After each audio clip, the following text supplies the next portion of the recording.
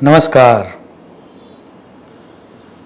भारतीय सनातन परंपरा में सबसे ज़्यादा विवादास्पद कंट्रोवर्शियल अगर कोई विद्या है तो वह विद्या है तंत्र विद्या। अब जैसे ही तंत्र की बात आती है, सबसे कॉमन थॉट या सबसे कॉमन फीलिंग जो सबके अंदर आ जाती है वह है डर की फीलिंग।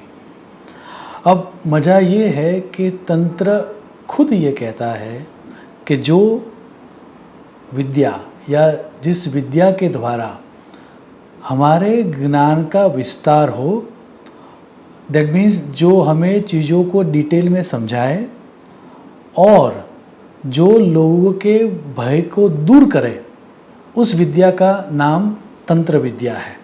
आप तंत्र सार का श्लोक देखें। सर्वे अर्था येन तन्यन्ते त्रायते च भयात् जनात् इति तंत्रस्य तंत्रत्वं तंत्रज्ञाः परिचक्षते। तो फिर सवाल जगता है कि सदियों से लोग तंत्र से डरते क्यों हैं? तो जानकारों का कहना है कि उसका एक ही कारण है और वो ये है क्योंकि तंत्र के सिद्धांत को लोग समझे नहीं हैं। ये आम तौर पर सभी विद्याओं के साथ होता है कि जिन चीज़ों को हम नहीं समझ पाते उन चीज़ों को गलत तरह से समझते हैं और उसी कारण से उस चीज़ों से हमें डर लगता है। तंत्र के बारे में भी ऐसा ही हुआ है। अगर वास्तविक अर्थ में तंत्र के बारे में हम सोचने जाए तो शास्त्रों का ये कहना है कि जो हमारे जीवन को अपग्रेड करने का उपाय, विधि या प्रोसेस है, उसको तंत्र कहा जाता है। अब इसमें मैं आगे बढ़ूँ उससे पूर्व एक दो चीज़ें क्लियर करना चाहूँगा, और वो ये है कि दर्शन शास्त्र या फिलॉसफी और साइंस या विज्ञान में एक मूलभूत फ़र्क होता है। जैसे कि फिलॉसफी जो है वो उस चीज़ों के बारे में बात करती है कि हमें कर्म क्यों करना चाहिए, वाई टू डू, या फिर ये विश्व ऐसा क्यों है। सो वाई के ऊपर फिलॉसफी का एम्फेसिस ज़्यादा होता है, जबकि तंत्र या फिर विज्ञान जो है उसका जो एम्फेसिस होता है वह होता है हाउ टू डू इट, चीज़ों को कैसे किया जा सकता है, उसके ऊपर साइंस का एम्फेसिस होता है। तंत्र ऐसी ही एक साइंस है। छोटी से छोटी चीज़ को कैसे बनानी चाहिए, या फिर आगे जाके हमें जो भी इच्छाएं हमारी है उसको किस तरह से हम फुलफ़िल कर सकते हैं।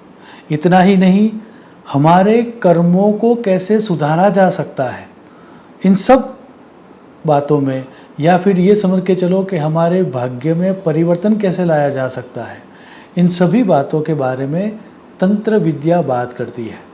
अब जैसे कि आज भी अगर आप ध्यान से देखो हमारे साइंस को, या उसमें भी डिटेल में जाके अगर हमारे न्यूक्लियर साइंस के बारे में बात करें जिसके द्वारा बम वगैरह बनाया जाता है, तो आपको शायद उसका जो थियोरेटिकल पार्ट होगा वो तो किसी वेबसाइट से या फिर किसी बुक से मिल भी जाए, लेकिन न्यूक्लियर साइंस के बारे में हाउ टू डू इट, वह चीज़ कैसे बनाई जाती है, वह गोपनीय या सिक्रेटिव रखी जाती है।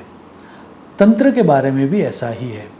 तंत्र भी एक तरह का न्यूक्लियर साइंस जितना पावरफुल साइंस है कि उसको गोपनीय रखा गया है। अब तंत्र की जो प्रोसेस है उसको गोपनीय रखने का जो सूचन है वह तंत्र का सबसे पहले जिन्होंने उपदेश दिया, वैसे स्वयं शंकर भगवान ने पार्वती जी को दिया था। आप योगिनी तंत्र का श्लोक देखें। गोपितव्यम प्रयत्नेन ममत्वं प्राणवल्लभे यथा अन्यो लभते नैव तथा कुरु प्रियम वदे। अर्थात किसी अनडिजर्विंग आदमी को या किसी अनअधिकारी को यह ज्ञान न मिले इसीलिए हे प्रिय पार्वती, इस तंत्र को हमें गुप्त रखना चाहिए। सो एक तरह से तंत्र न्यूक्लियर साइंस जैसा है।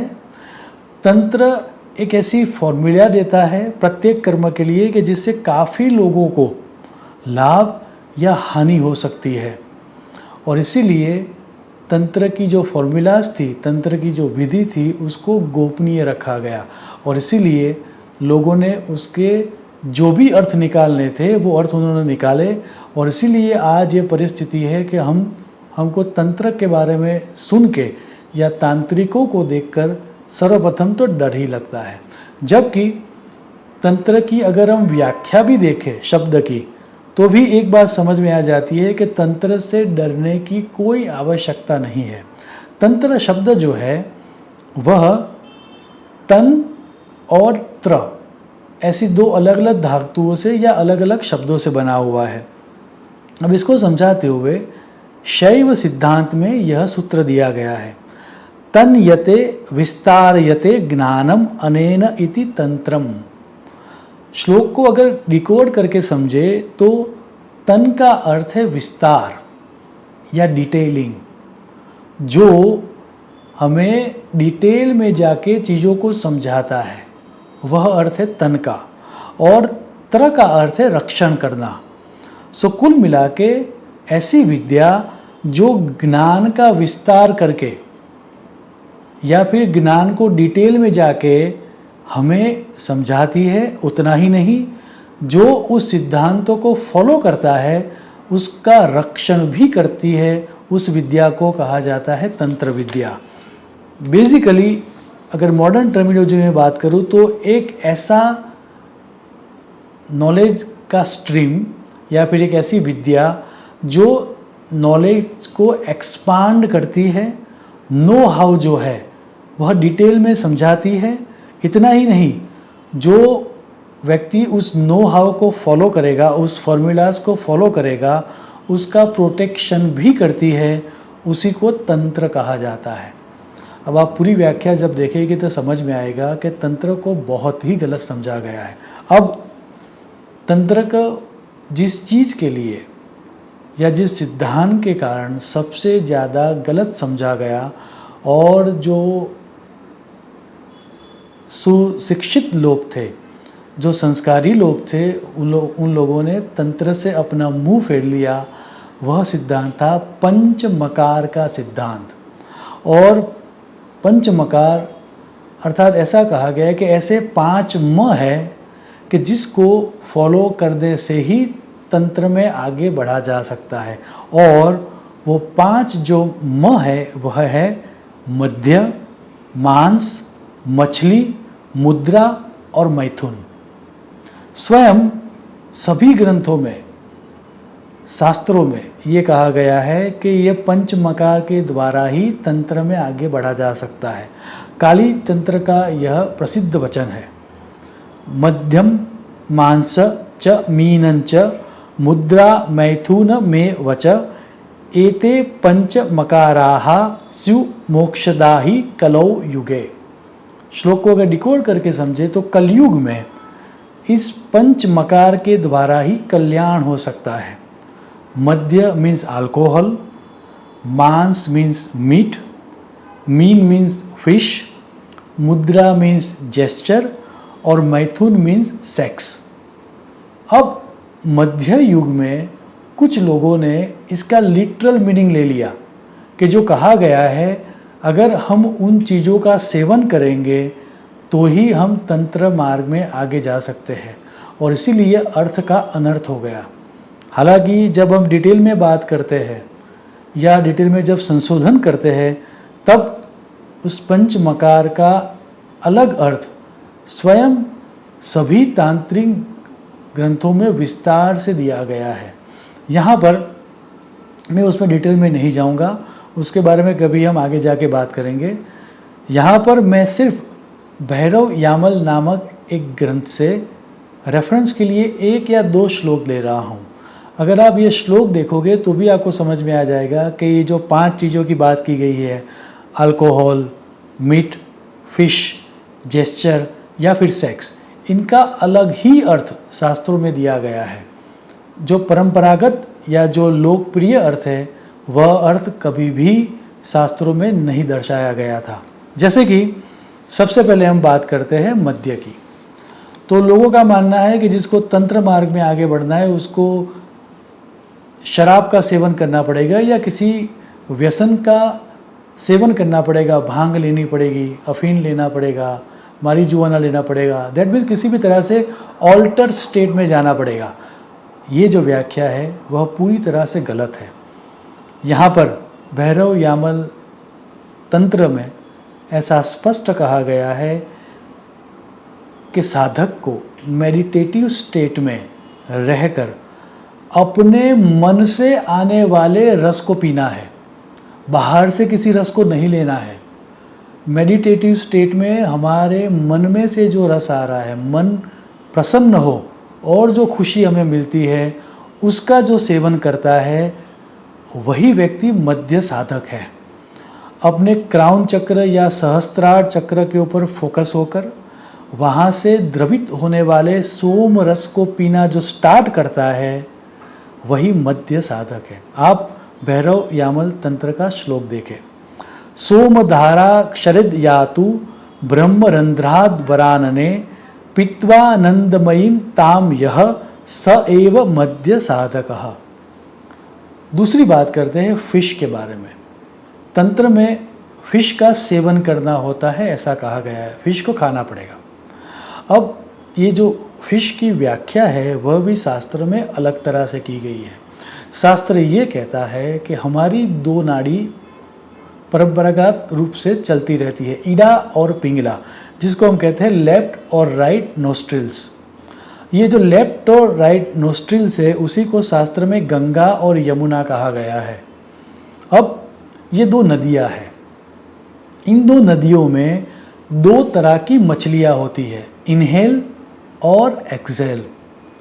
जो साधक इनहेल और एक्सेल को बैलेंस करके उन दोनों फिश को खा ले, दैट मीन्स इनहेल और एक्सेल को बैलेंस में रखे, कंट्रोल में रखे और अपने सुषुम्ना नाड़ी को जो प्रवाहित करे उसको जागृत करे, वही व्यक्ति वास्तविक तौर पर मत्स्य साधक कहा गया है। ये मछलियाँ दैट मीन्स बाहर दिखने वाली मछली नहीं है। भैरव यामल तंत्र का यह श्लोक आप देखें। गंगा यमुनयोर मध्ये मत्स्यो धो चरत सदा तो मत्स्यो भक्षयेद यस्तु स भवेद मत्स्य साधकः। इतना ही नहीं, अगर हम प्रत्येक ग्रंथ के लिए किसी अधिकारी का वर्णन किया जाता है शास्त्र में कि यह विद्या या ये शास्त्र कौन पढ़ सकता है या किस तरह के व्यक्ति को यह विद्या में सफलता मिलेगी, सो अधिकारी की जो बात की जाती है अगर वो भी हम देखें तो तंत्र का अधिकारी कौन, शास्त्र में जब ये बात आती है वो भी हम जब देखेंगे तो समझ में आता है कि ये तंत्र विद्या कोई बुरी विद्या या मैली विद्या नहीं है। हमारे जीवन को अच्छे मार्ग पर लाने वाली, हमें अपवर्ड ग्रोथ देने वाली जो विद्या है वह तंत्र विद्या है। तंत्र विद्या की एलिजिबिलिटी समझाते हुए निर्वाण तंत्र में यह श्लोक दिया गया है।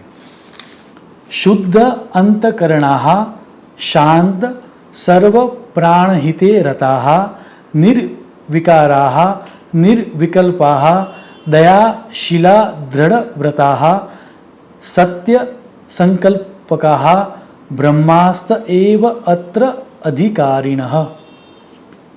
अगर श्लोक को डिकोड करके समझे तो पहला सूत्र दिया गया है कि जिसका अंतःकरण या मन शुद्ध हो। उसका अर्थ ये हो गया कि ऐसा व्यक्ति जो किसी का अहित करने के बारे में बात करता हो कि अगर तुमने मेरा काम नहीं किया तो मैं तुम्हें पोपट बना दूंगा, या फिर अगर तुमने मेरा अहित कर दिया तो मैं तुम्हें बीमार कर दूंगा, अगर तुमने मेरा ये काम नहीं किया तो मैं तुम्हें किसी तरह से वशीभूत कर लूँगा, या मैं तुम्हें एनचांट करके जो मुझे चाहिए उस तरह का वर्तन मैं तुम्हारे से करवाऊँगा।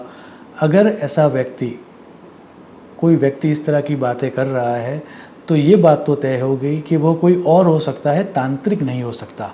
क्योंकि तंत्र के लिए सबसे पहले सिद्धांत दिया गया वो ये है कि जिसका मन शुद्ध हो। तो जिसका मन शुद्ध है ऐसा व्यक्ति अपनी विद्या से दूसरों को हानि पहुंचा ही नहीं सकता। तो अगर ऐसा कोई व्यक्ति ऐसा दावा कर रहा है कि मैं किसी को हानि पहुंचा सकता हूं, तो वो तांत्रिक नहीं हो सकता। उसके बाद कहा गया है कि जो व्यक्ति शांत है और परमात्मा के प्रेम में रत है। अब अगर कोई व्यक्ति अपने रूप से या अपनी क्रियाओं से या अपनी बड़ी बड़ी आँखों से या अपने भयंकर रूप से लोगों को डराने का काम करता है, तो वो कोई और हो सकता है, तांत्रिक तो नहीं हो सकता। क्योंकि तंत्र की जो व्याख्या दी गई है अधिकारी की, वो यही है कि वह व्यक्ति शांत होता है। उसके बाद जो सूत्र दिया गया है वो तो सबसे बढ़िया सूत्र है, और वो ये है कि तंत्र का उपासक या अधिकारी सर्व प्राण हिते रताहा होता है, अर्थात वो सभी प्राणियों की भलाई में लगा रहता है। सो वो व्यक्ति किसी की हिंसा या किसी का नुकसान कैसे कर सकता है? अगर कोई व्यक्ति आपको ये बताए कि इसकी बलि आपको देनी पड़ेगी, किसी पशु की या किसी व्यक्ति की या किसी अन्य चीज़ की आपको बलि देनी पड़ेगी, दैट मीन्स किसी और को आपको नुकसान पहुंचाना पड़ेगा, अगर ऐसा कोई आपको बता रहा है तो वह व्यक्ति कोई और हो सकता है, तांत्रिक तो नहीं हो सकता। क्योंकि तांत्रिक दयावान होता है, वह बलि कर्म के बारे में बात कर ही नहीं सकता, और अगर बलि कर्म के बारे में बात भी करेगा तो हमारी बुराइयों की बलि देने के बारे में बात करेगा। क्योंकि उसके बाद जो अधिकारी का वर्णन किया गया है वह ये है कि वह सत्य के मार्ग पर चलने वाला होगा।